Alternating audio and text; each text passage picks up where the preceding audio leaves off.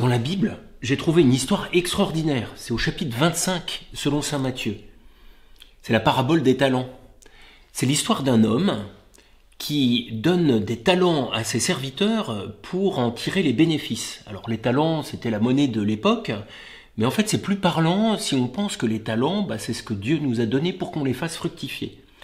Donc il donne à chacun d'eux des talents selon leur capacité. À l'un, il va lui donner 5 talents, à l'autre 2, et à un troisième, il donne 1 talent. Puis il part en voyage, et quand il revient, il demande à chacun de ses serviteurs de lui rendre des comptes. Alors les 2 premiers, ils ont doublé leur mise, tout va bien, le maître est super content, il les félicite, et il leur donne encore plus de talents. Et puis arrive le dernier, celui qui avait qu'un seul talent. Évidemment, il en avait qu'un seul, donc il a eu un peu peur, il est allé le cacher pour rendre à son maître ce qu'il lui avait donné. Mais là, le maître, il est furieux. Il lui reprend son talent, il le redonne aux autres et il le chasse violemment. Alors moi, cette parabole, je sais pas pour vous, mais ça m'a toujours fait un peu peur, parce que je me dis, mais qu'est-ce qui va se passer, moi, quand je vais arriver au ciel et que le bon Dieu, il va me demander, mais qu'as-tu fait de ton talent ? Et vous, est-ce que vous savez quel talent vous avez reçu ? De toute façon, moi j'ai pas de talent. Arrête de dire ça.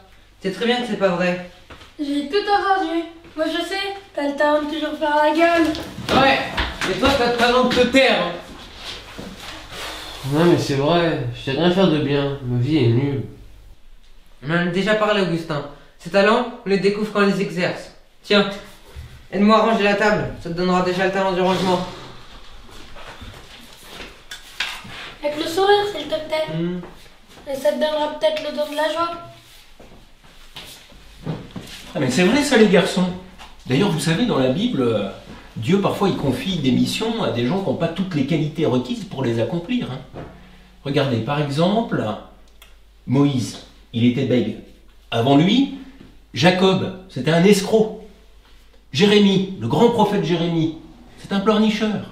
Pierre, Saint Pierre, le premier des apôtres, le fondateur de l'Église, c'était un pécheur un peu rustre. Saint Paul, c'est un persécuteur. Mais vous voyez, dès qu'ils acceptent de se mettre au service de leur prochain, Dieu vient leur donner les talents dont ils ont besoin. En fait, c'est pareil pour nous. Dès qu'on se met au service des autres, Dieu peut accomplir des miracles par nous en nous aidant à découvrir nos talents. Alors, qu'est-ce que vous en pensez ? Je vous propose au début de ce carême de partir à la recherche de vos talents. Ouais. Cap ou pas cap ? Cap. Allez, c'est parti. Et n'oubliez pas de vous abonner. À bientôt.